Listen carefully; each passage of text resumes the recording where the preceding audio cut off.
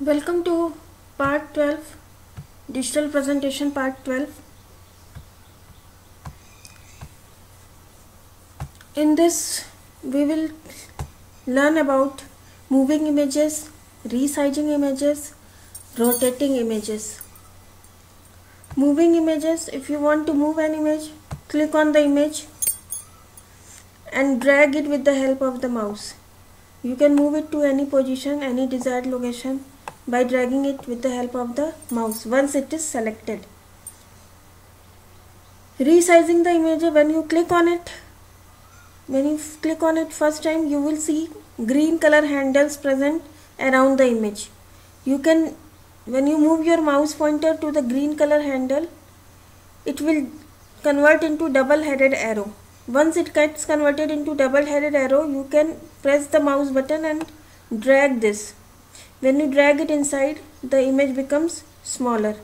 When you drag it outside, the image will become bigger. So this is how you can resize the image. You can do it from 8 angles, from 8 different angles.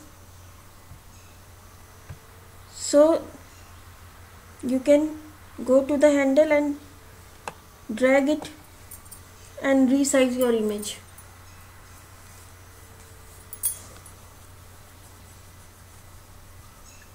Then we come to rotating images. In order to rotate the image, click on the image and click on the image again. When you double click twice on the image, then you will find there are rounded red color handles around the image. Now when you go to any of the handle, you will find that one circular clockwise or anti-clockwise arrow is present there. The mouse pointer converts into circular arrow. It shows that it is ready for rotation. Now you click the mouse and rotate your image in any direction. For example, see, I have rotated it. Let's go to some other handle. At corners, when you go, then it will convert it into arrow type rounded cursor, which will help in rotating your images. So you can see I have